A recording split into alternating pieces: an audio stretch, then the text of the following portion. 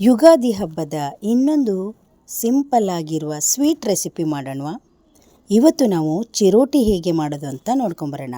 ಈ ಚಿರೋಟಿ ಬಾಯಲ್ಲಿಟ್ಟರೆ ಕರಗುತ್ತೆ. ಇದಕ್ಕೆ 2 ಹಿಟ್ಟುಗಳು ಬೇಕಾಗುತ್ತೆ. ಒಂದು 3/4 ಬೌಲಷ್ಟು ಮೈದಾ, ಅರ್ಧ ಬೌಲ್ ಆಗುವಷ್ಟು ಚಿರೋಟಿ ರವೆ. ಈ ಚಿರೋಟಿ ರವೆ ಹಾಕೋದ್ರಿಂದ ಒಂದು ಒಳ್ಳೆ ರುಚಿ ಕೊಡುತ್ತೆ. ಇದಕ್ಕೆ 1 ಚಿಟಿಕೆ ಆಗುವಷ್ಟು ಉಪ್ಪನ್ನು ಹಾಕಿ ಹಿಟ್ಟನ್ನು ಇವಾಗ ಕಲಿಸ್ಕೊಂಡ್ಬಿಡೋಣ. ಇದಕ್ಕೆ ಒಂದು 4-5 ಸ್ಪೂನಷ್ಟು ತುಪ್ಪ ಬೇಕಾಗುತ್ತೆ. ಮೊದಲಿಗೆ 1-2 ಸ್ಪೂನಷ್ಟು ತುಪ್ಪವನ್ನು ಹಾಕಿ ಹದವಾಗಿ ಈ ರೀತಿಯಾಗಿ ಕಲಿಸ್ಕೊಂಬಿಡೋಣ. ಮೊದಲು ಈ ಪ್ರೊಸೀಜರ್ ಮಾಡ್ಕೊಳ್ಬೇಕು. ತುಪ್ಪ ಹಾಕಿ ಒಂದೇ ಸಲ ಹಾಕಕ್ಕೆ ಹೋಗಬಾರ್ದು. ನಿಧಾನವಾಗಿ 1-2 ಸ್ಪೂನ್ ತುಪ್ಪವನ್ನು ಹಾಕಿ ಈ ರೀತಿ ಕೈಯಿಂದ ಚೆನ್ನಾಗಿ ಕಲಿಸ್ಕೊಂಬಿಡಬೇಕು.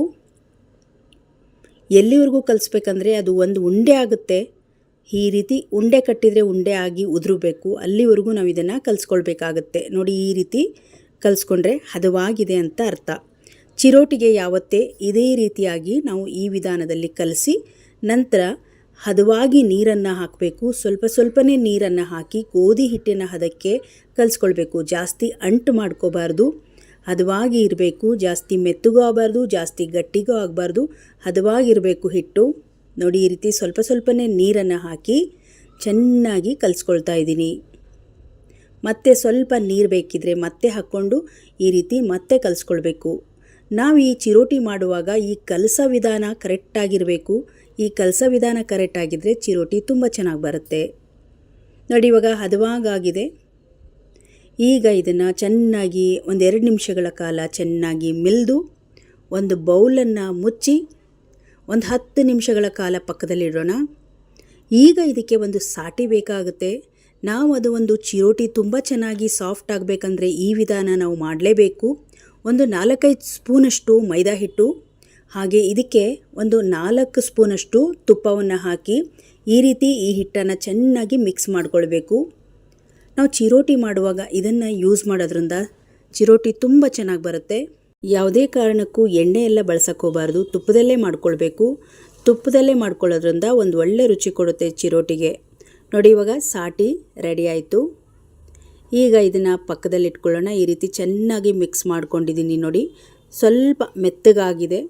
ನೋಡಿ, ಈ ರೀತಿಯಾಗಿ ನಮಗೆ ಹಚ್ಚೋಕ್ಕೆ ಸರಿ ಹೋಗುತ್ತೆ ಇದು. ಈಗ ಬನ್ನಿ, 10 ನಿಮಿಷ ಆಗಿದೆ ನೆನೆಸಿಟ್ಟು. ಈಗ ಒಂದು ಸಣ್ಣ ಉಳ್ಳಿಯನ್ನು ಮಾಡಿಕೊಂಡು ಎಲ್ಲ ಉಂಡೆಗಳನ್ನು ಚಪಾತಿ ಮಾಡ್ಕೊಳ್ಳೋಣ. ತೆಳುವಾಗಿರಬೇಕು ಚಪಾತಿ. ಆದಷ್ಟು ತೆಳುವಾಗಿದ್ದರೆ ತುಂಬ ಚೆನ್ನಾಗಿ ಬರುತ್ತೆ ಚಿರೋಟಿ. ಇದೇ ಸೈಜಲ್ಲಿ ಎಲ್ಲ ಚಪಾತಿನೂ ಮಾಡಿ ಒಂದು ತಟ್ಟೆಯಲ್ಲಿ ಇಟ್ಕೊಂಬಿಡಿ. ನೋಡಿ, ಇಷ್ಟಾಗಲ ಬಂದರೆ ಸಾಕಾಗುತ್ತೆ ಈ ಚಪಾತಿ. 2ನೇ ಚಪಾತಿ ಕೂಡ ಇದೇ ರೀತಿಯಾಗಿ ಅಗಲವಾಗಿ ಮಾಡಿ ಒಂದೆಲ್ಲವನ್ನು ತಟ್ಟೆಯಲ್ಲಿ ಹಾಕ್ಕೊಂಡಿದ್ದೀನಿ. ಒಂದು 5-6 ಚಪಾತಿ ಆಗಿತ್ತು. ಈಗ ಪ್ರತಿಯೊಂದು ಚಪಾತಿಯನ್ನು ಸಾಟಿನ ಹಚ್ಚಿ ಒಂದ್ರ ಮೇಲೆ ಒಂದು ಲೇಯರ್ ಆಗಿ ಹಾಕ್ಕೊಳ್ಳೋಣ. ಸಾಟಿ ಚೆನ್ನಾಗಿ ಹಚ್ಕೋಬೇಕು. ನೋಡಿ, ಪೂರ್ತಿ ಚಪಾತಿಗೆ ಸಾಟಿ ಈ ರೀತಿಯಾಗಿ ಕೈಯಿಂದನೇ ಹಚ್ಚಬೇಕು. ಯಾವುದೇ ಕಾರಣಕ್ಕೂ ಬ್ರಷ್ ಎಲ್ಲ ತೊಗೊಂಡ್ರೆ ನೀಟಾಗಿ ಆಗೋದಿಲ್ಲ. ಕೈಯಿಂದನೇ ಹಚ್ಚಿದರೆ ನೀಟಾಗಿ ಆಗುತ್ತೆ. ನೋಡಿ, ಮತ್ತೊಂದು ಮೇಲೆ ಚಪಾತಿ ಹಾಕಿ ಮತ್ತೆ ಸಾಟಿನ ಹಾಕ್ತಾಯಿದ್ದೀನಿ. ಈ ಸಾಟಿ ಹಚ್ಚೋದ್ರಿಂದ ಚಪಾತಿ ಬಾಯಲ್ಲಿ ಇಟ್ಟರೆ ಕರಗುತ್ತೆ. ಇದೇ ರೀತಿ ಒಂದ್ರ ಮೇಲೆ ಒಂದು ಚಪಾತಿಯನ್ನು ಹಾಕಿ ಪ್ರತಿಯೊಂದು ಚಪಾತಿನೂ ಇದೇ ರೀತಿಯಾಗಿ ಜೋಡಿಸ್ಕೊಂಡ್ಬಿಡೋಣ. ಈ ತುಪ್ಪದ ಸಾಟಿ ಮಾತ್ರ ಎಲ್ಲ ಚಪಾತಿಗೂ ನೀಟಾಗಿ ಹಚ್ಕೊಳ್ಬೇಕು. ಹಚ್ಚಿದ ತಕ್ಷಣವೇ ಈ ರೀತಿಯಾಗಿ ಫೋಲ್ಡ್ ಮಾಡ್ಕೊಂಬಿಡೋಣ. ಟೈಟಾಗಿ ಫೋಲ್ಡ್ ಮಾಡ್ಕೊಂಬಿಡಿ. ನಂತರ ಕೈಯಿಂದ ಈ ರೀತಿ ಪ್ರೆಸ್ ಮಾಡಿಕೊಂಡು ಈ ರೀತಿ ರೋಲ್ ಮಾಡಿಕೊಂಡು 1-2 ಸಲ ಅಂಟ್ಕೊಂಡ್ಬಿಡುತ್ತೆ ಅದು. ಈಗ ಇದನ್ನು ಸಣ್ಣದಾಗಿ ಕಟ್ ಮಾಡ್ಕೊಳ್ಳೋಣ. ನೋಡಿ, ಈ ರೀತಿಯಾಗಿ ಕಟ್ ಮಾಡಿಕೊಂಡ್ರೆ ಈ ಪ್ರೊಸೀಜರ್ ಮುಗಿಯುತ್ತೆ. ಜಾಸ್ತಿ ದೊಡ್ಡದಾಗಬಾರ್ದು. ಚಿರೋಟಿ ಒಂದು ಸ್ವಲ್ಪ ಮೀಡಿಯಮ್ ಸೈಜಲ್ಲಿ ಬರಬೇಕಂದ್ರೆ ಸಣ್ಣದಾಗಿ ಕಟ್ ಮಾಡಿದ್ದೀನಿ. ನೋಡಿ, ಇದರಲ್ಲಿ ಈಗ ಒಂದೊಂದೇ ತೆಗೆದು ಈ ರೀತಿ ಕೈಯಿಂದ ಪ್ರೆಸ್ ಮಾಡಿ ಪಕ್ಕದಲ್ಲಿ ಇಟ್ಕೊಂಬಿಡೋಣ. ಇದೇ ರೀತಿಯಾಗಿ ಪ್ರತಿಯೊಂದನ್ನು ನಾವು ಪ್ರೆಸ್ ಮಾಡಿ ಎತ್ತಿಟ್ಕೊಂಬಿಡೋಣ. ಮಾಡುವ ವಿಧಾನ ಸ್ವಲ್ಪ ಕಷ್ಟ ಅನಿಸ್ಬೋದು, ಆದರೆ ತಿನ್ನೋಕ್ಕೆ ತುಂಬ ಚೆನ್ನಾಗಿರುತ್ತೆ. ಈ ಹಬ್ಬಗಳಲ್ಲಿ ಒಂದೇ ಥರದ ಸ್ವೀಟ್ಗಳನ್ನು ತಿಂಡಿಗಳನ್ನು ತಿಂದು ಬೇಜಾರಾಗಿದ್ದರೆ ಈ ಥರ ಡಿಫ್ರೆಂಟಾಗಿ ಮಾಡಿಕೊಂಡ್ರೆ ತುಂಬ ರುಚಿಕರವಾಗಿರುತ್ತೆ. ಮಕ್ಕಳು ಕೂಡ ಇಷ್ಟಪಟ್ಟು ತಿಂತಾರೆ. ಎಲ್ಲವನ್ನು ಒಂದು ತಟ್ಟೆಯಲ್ಲಿ ಜೋಡಿಸ್ಕೊಂಡು ಒಂದು ಕಾಟನ್ ಬಟ್ಟೆಯಲ್ಲಿ ಈ ರೀತಿ ಮುಚ್ಚಿ ಪಕ್ಕದಲ್ಲಿ ಇಟ್ಬಿಡೋಣ, ಯಾಕಂದರೆ ಅದು ಆರಬಾರ್ದು. ಈಗ ಒಂದೊಂದೇ ಉಂಡೆಗಳನ್ನು ತೆಗೆದು ಸಣ್ಣ ಸಣ್ಣದಾಗಿ ಪೂರಿ ಆಕಾರವಾಗಿ ಹೊರ್ಕೊಳ್ತಾ ಇದ್ದೀನಿ. ನೋಡಿ, ಇಷ್ಟು ಸೈಜ್ ಆದರೆ ಸಾಕಾಗುತ್ತೆ. ಪ್ರತಿಯೊಂದು ಚಿರೋಟಿನ ಇದೇ ರೀತಿಯಾಗಿ ನಾನು ಸೈಜಲ್ಲಿ ಹೊರ್ಕೊಳ್ತಾ ಇದ್ದೀನಿ. ಜಾಸ್ತಿ ದೊಡ್ಡದು ಕೂಡ ಮಾಡಬಾರ್ದು, ಈ ಸೈಜಲ್ಲಿದ್ದರೆ ಸಾಕಾಗುತ್ತೆ. ನೋಡಿ ಎಷ್ಟು ಚೆನ್ನಾಗಿ ಲೇಯರ್ ಆಗಿ ಬಂದಿದೆ. ಪ್ರತಿ ಒಂದು ಪೂರಿಗಳನ್ನು ಇದೇ ರೀತಿಯಾಗಿ ಹೊರ್ಕೊಂಬಿಡೋಣ. ನೋಡಿ, ಈ ಪೂರಿಗಳು ರೆಡಿಯಾಗಿದೆ. ಕಾದಿರುವ ಎಣ್ಣೆಯಲ್ಲಿ ಬಿಟ್ಕೊಳ್ಳೋಣ. ಚೆನ್ನಾಗಿ ಎಣ್ಣೆ ಕಾದಿದೆ. ಎಣ್ಣೆಯಲ್ಲಿ ಒಂದೊಂದೇ ಒಂದು ಪೂರಿಗಳನ್ನು ನಾನು ಬಿಟ್ಕೊಳ್ತಾ ಇದ್ದೀನಿ. ತುಂಬ ಚೆನ್ನಾಗಿ ಉಬ್ಬಿ ಬಂದಿತ್ತು. ಅಂದರೆ ಜಾಸ್ತಿ ಲೇಯರ್ ಮಾಡಿರೋದ್ರಿಂದ ಜಾಸ್ತಿ ಉಬ್ಬೋದಿಲ್ಲ ಚಿರೋಟಿ. ಈ ಸೈಜಲ್ಲೇ ಬರೋದು. ಎರಡೂ ಕಡೆನೂ ಚೆನ್ನಾಗಿ ಬೇಯಿಸ್ಬಿಟ್ಟು ಇದನ್ನು ನಾನು ತೆಗಿತಾ ಇದ್ದೀನಿ.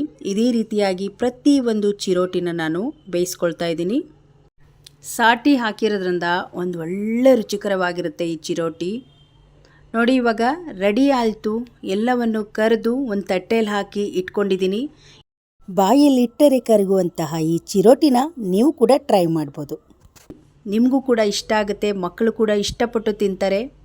ನೀವು ಇದರ ಜೊತೆಗೆ ಬಾದಾಮ್ ಹಾಲು ಮಾಡ್ಕೊಳ್ಬೋದು, ಕಾಯಿ ಹಾಲು ಮಾಡ್ಕೋಬಹುದು, ಮತ್ತು ತುಪ್ಪ ಕಾಯಿ ಹಾಲು ಜೊತೆಗೆ ತುಂಬ ಚೆನ್ನಾಗಿರುತ್ತೆ. ಸಕ್ಕರೆ ಪುಡಿ ಮೇಲೆ ಉದುರಿಸ್ಕೊಂಡು ನೀವು ತಿನ್ಬೋದು. ಇಲ್ಲಾಂದರೆ ಒಣ ಕೊಬ್ಬರಿ ಮತ್ತು ಸಕ್ಕರೆ ಪುಡಿನೂ ಮಿಕ್ಸ್ ಮಾಡಿ ಮೇಲೆ ಹಾಕ್ಕೊಂಡು ತಿನ್ಬೋದು. ಇನ್ನು ನಿಮಗೆ ರುಚಿಯಾಗಬೇಕು ಅಂದರೆ ಕಾಯಿ ಹಾಲು ಮಸ್ತಾಗಿರುತ್ತೆ. ಕಾಯಿ ಹಾಲು ಮಾಡಿಕೊಂಡು ಈ ಚಿರೋಟಿನ ತಿನ್ಬೋದು. ತುಂಬ ಚೆನ್ನಾಗಿರುತ್ತೆ. ಒಮ್ಮೆ ಈ ಡಿಫ್ರೆಂಟ್ ಆಗಿರುವ ಚಿರೋಟಿಯನ್ನು ಒಮ್ಮೆ ಟ್ರೈ ಮಾಡಿ, ನಿಮಗೂ ಕೂಡ ಇಷ್ಟ ಆಗುತ್ತೆ. ಈ ರೀತಿ ಸಕ್ಕರೆ ಪುಡಿಯನ್ನು ಹಾಕಿ ನೀವು ಇದನ್ನು ತಿನ್ಬೋದು. ಇದರ ಜೊತೆಗೆ ಸ್ವಲ್ಪ ಒಣ ಕೊಬ್ಬರಿ ಪುಡಿ ಹಾಕಿ ನೀವು ತಿನ್ಬೋದು. ಇವತ್ತಿನ ವಿಡಿಯೋ ನಿಮಗೆ ಇಷ್ಟ ಆದರೆ ಒಂದು ಲೈಕ್ ಮಾಡಿ, ಈ ವಿಡಿಯೋವನ್ನು ಶೇರ್ ಮಾಡಿ. ಇನ್ನಷ್ಟು ವಿಡಿಯೋಗಳಿಗಾಗಿ ನಮ್ಮ ಚಾನಲನ್ನು ಸಬ್ಸ್ಕ್ರೈಬ್ ಮಾಡ್ಕೊಳ್ಳಿ. ಮತ್ತೆ ಮುಂದಿನ ರೆಸಿಪಿಯೊಂದಿಗೆ ಸಿಗೋಣ. ಧನ್ಯವಾದ.